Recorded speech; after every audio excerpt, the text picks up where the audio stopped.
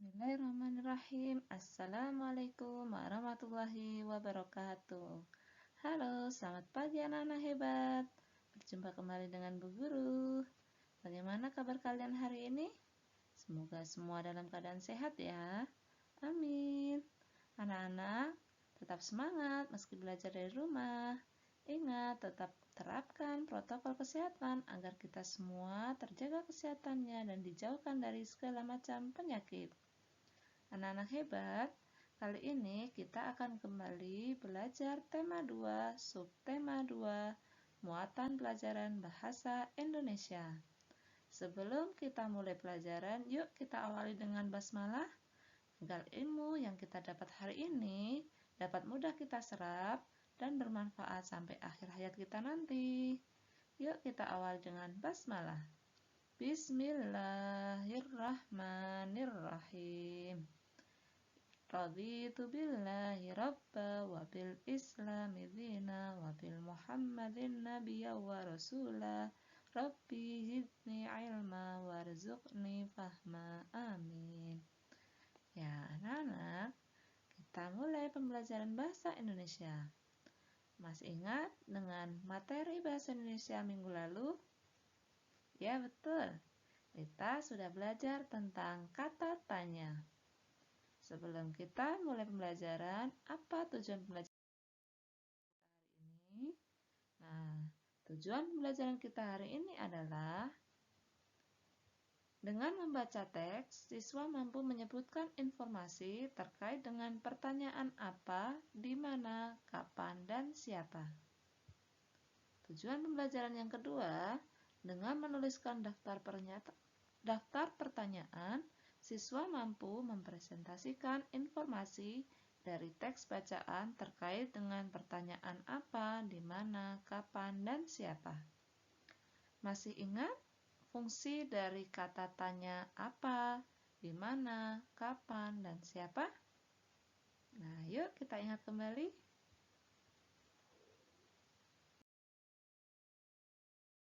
Kata tanya banyak jenisnya. Yang kita akan pelajari yang pertama adalah kata tanya apa.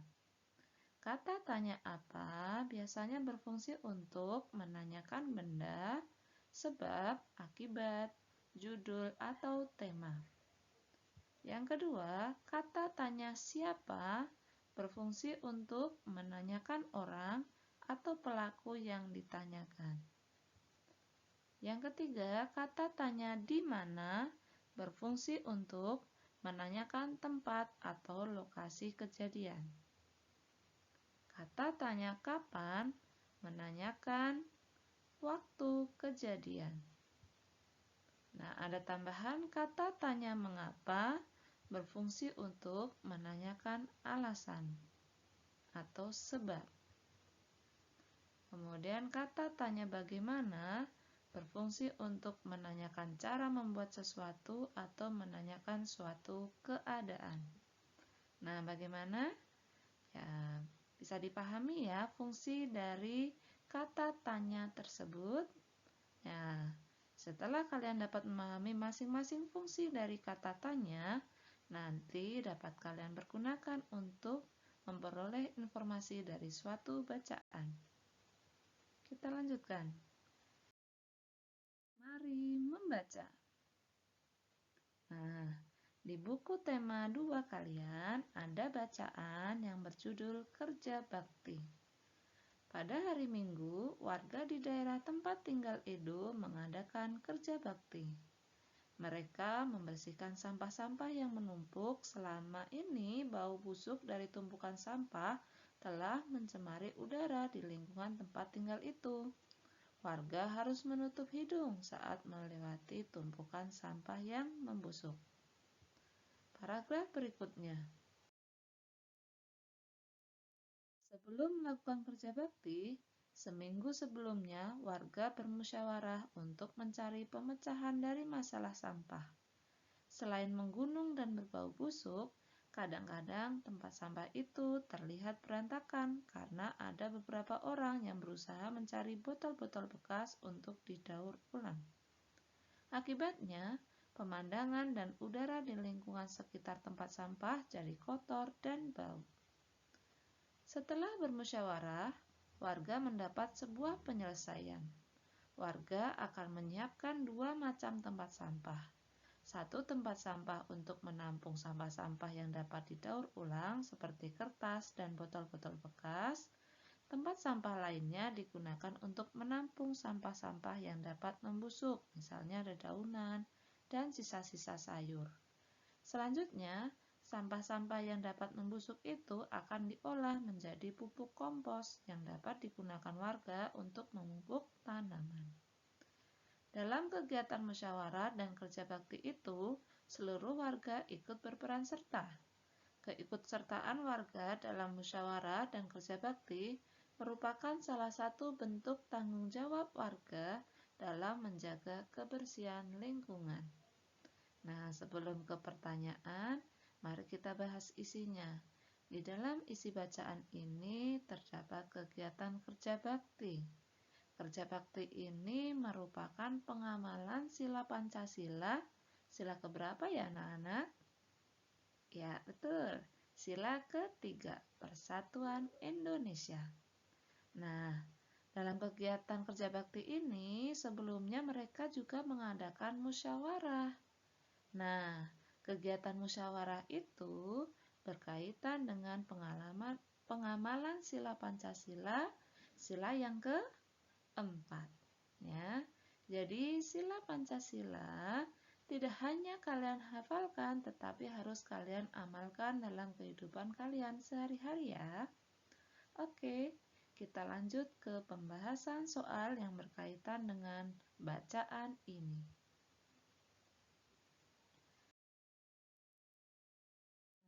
Ayo menulis. Yuk kita bahas satu persatu pertanyaan berikut. Yang pertama, kapan kerja bakti dilakukan? Yuk, siapa yang masih ingat? Tadi kapan dilakukan kerja bakti? Ya, kapan adalah kata tanya yang menanyakan waktu. Jadi kita harus mencari keterangan waktu. Nah, jawabannya apa, Nana? Ya, betul. Pada hari Minggu. Ada di awal kalimat paragraf 1. Oke, kita lanjut ke soal kedua. Di mana kerja bakti dilakukan? Nah, kata tanya di mana fungsinya menanyakan tempat. Berarti tempat kerja bakti dilakukan di mana? Ya, jawabannya adalah di daerah tempat tinggal Edu. Oke, kita lanjut ke pertanyaan ketiga. Mengapa kerja bakti dilakukan? Nah, kata tanya mengapa ini menanyakan alasan. Jadi alasannya apa kerja bakti itu dilakukan? Alasannya karena bau busuk dari tumpukan sampah telah mencemari udara di lingkungan tempat tinggal mereka. Kita lanjut nomor 4. Siapa yang mengikuti kerja bakti? Nah, siapa ini adalah menanyakan orang atau pelaku dalam cerita tersebut. Siapa? Yakni seluruh warga di daerah tempat tinggal Edu. Nah, kita lanjut ke pertanyaan berikutnya. Apa yang dilakukan warga seminggu sebelum melakukan kerja bakti? Nah, apa yang dilakukan mereka? Ya, yang dilakukan mereka adalah sebelum melakukan kerja bakti, seminggu sebelumnya warga bermusyawarah untuk mencari pemecahan dari masalah sampah. Yang keenam, bagaimana hasil musyawarah terkait penyelesaian dari masalah yang dihadapi warga?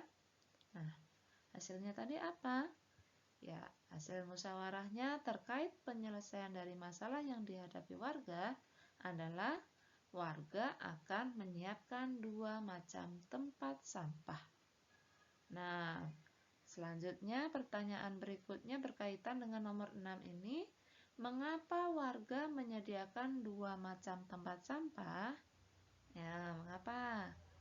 Karena 1 tempat sampah untuk menampung sampah-sampah yang dapat didaur ulang, seperti kertas dan botol-botol bekas, dan tempat sampah lainnya digunakan untuk menampung sampah-sampah yang dapat membusuk, misalnya dedaunan dan sisa-sisa sayur. Ya, begitu anak-anak ya.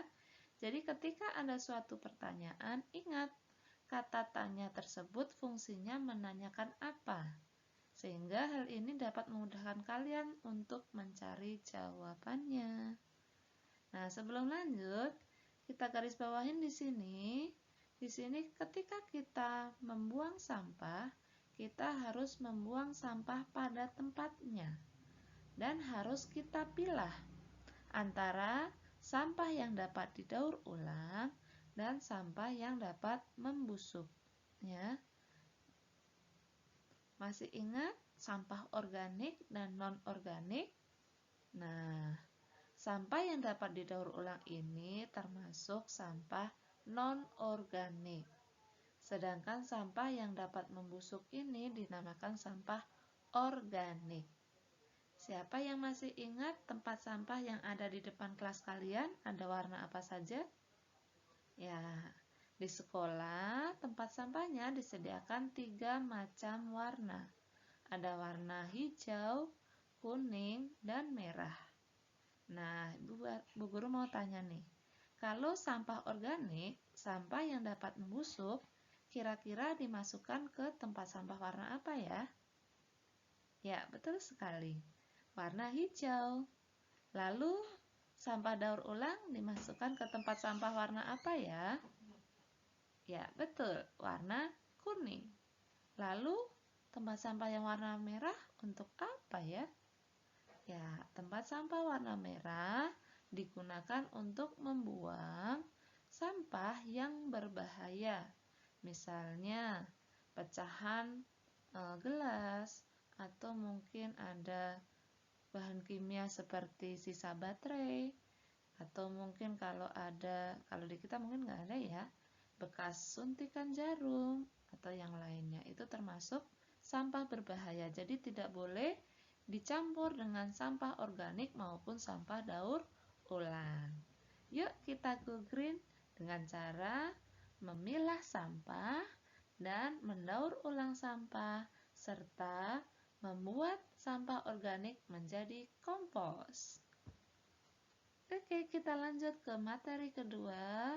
Tujuan pembelajaran kedua tadi adalah mengupas informasi dengan menuliskan daftar pertanyaan. Nah, sebelum kalian membuat daftar pertanyaan, yuk kita baca terlebih dahulu bacaan yang ada di buku tema 2. Mari membaca. Pagi itu, udara terasa dingin. Di sebelah rumah Edo tinggal kakek Husin. Kakek Husin mengidap penyakit asma. Saat udara dingin, kakek Husin akan merasa kesulitan bernafas. Kakek Husin biasanya akan segera menyemprotkan obat di dalam botol spray. Obat itu disemprotkan ke dalam tenggorokannya. Tak lama setelah itu, kakek Husin akan dapat bernafas lagi dengan lega. Asma merupakan penyakit penyumbatan saluran pernafasan yang disebabkan oleh alergi. Pencetus alergi biasanya udara dingin, rambut, bulu, kotoran, debu, atau tekanan psikologis. Nah, ini ya. Ini adalah gambar penampang bronkus. Kalau normal ukurannya seperti ini. Tapi kalau dia mengalami asma, bronkusnya sakit, maka ukurannya akan mengecil atau menyempit seperti ini, sehingga kesulitan dalam bernafas. Gitu ya. Kita lanjut ke paragraf berikutnya. Gejala awal penyakit asma berupa 1. Batuk terutama pada malam atau dini hari. 2. Sesak nafas. 3. Napas berbunyi yang terdengar jika pasien menghembuskan nafasnya. 4. Rasa berat di dada. dan 5. Dahak sulit keluar. Dalam perkembangannya, pasien berpenyakit asma dapat mengalami gejala berat. Gejala berat adalah keadaan gawat darurat yang mengancam jiwa. Gejala darurat asma yang berat meliputi 1. Serangan batuk hebat, 2. Sesak napas yang berat, 3. Napas tersenggal-senggal, 4. Sianosis atau kulit kebiruan yang dimulai dari sekitar mulut, 5. Sulit tidur, posisi tidur yang nyaman adalah dalam keadaan duduk, dan yang keenam, kesadaran menurun. Ya, naudzubillah ya, semoga kita dijauhkan dari penyakit asma. Dan semoga apabila ada saudara atau tetangga yang mempunyai penyakit asma misalnya atau penyakit lain diberikan kesembuhan. Oleh karena itu kita harus bersyukur atas nikmat sehat yang telah Allah berikan dengan cara menjaganya agar kita tetap selalu sehat. Apalagi di masa pandemi ini kita di sekeliling kita mungkin tidak terlihat oleh mata langsung, tapi di sekitar kita banyak sekali virus. Utamanya yang lagi pandemi ini adalah virus COVID. Oleh karena itu, kita harus selalu mematuhi protokol kesehatan. Jangan lupa untuk mengingatkan diri sendiri, keluarga, orang terdekat, tetangga, teman, untuk selalu menerapkan protokol kesehatan. Oke? Nah, tadi kita sudah membaca bacaan ini. Nah, sekarang aktivitas yang harus kalian lakukan ini adalah membuat daftar pertanyaan sesuai isi bacaan. Nah, apa saja daftar pertanyaannya? Boleh kalian bebas menanyakan apapun yang sesuai dengan isi bacaan ya. Boleh dibantu dengan menggunakan kata tanya yang Ibu berikan ini ya. Ada kata tanya kapan, siapa, di mana, apa, mengapa, dan bagaimana ya. Ingat, kata tanya kapan menanyakan waktu. Kata tanya siapa menanyakan orang atau pelaku dalam suatu cerita. Kata tanya di mana menanyakan tempat kejadian. Kata tanya apa menanyakan suatu sebab atau menanyakan judul atau menanyakan suatu pengertian. Nah, mengapa menanyakan alasan atau sebab akibat. Kemudian mengapa, selanjutnya bagaimana adalah menanyakan cara atau menanyakan suatu keadaan. Nah, kalian boleh membuat daftar pertanyaannya dan dimasukkan ke dalam tabel seperti ini ya. Kalian buat tabel dengan 3 kolom. Kolom pertama berisi kata tanya, kolom kedua berisi pertanyaannya, kolom ketiga berisi jawaban. Jadi kalian bebas membuat pertanyaan sendiri dan menentukan jawabannya sendiri ya. Oke. Nah, kata tanyanya fungsinya apa, nanti jawabannya apa. Nah, untuk penulisannya, setiap awal pertanyaan atau setiap awal jawaban harus menggunakan huruf kapital. Nah, untuk pertanyaan harus diakhiri tanda tanya, ya. Namanya pertanyaan, makanya diakhiri tanda tanya. Sedangkan kalau jawaban diakhiri tanda titik. Begitu ya. Semoga penjelasan dan petunjuk yang Bu Guru sampaikan dapat dipahami. Selamat dan semangat mengerjakan. Bu akhiri. Sekian, terima kasih. Wassalamualaikum warahmatullahi wabarakatuh.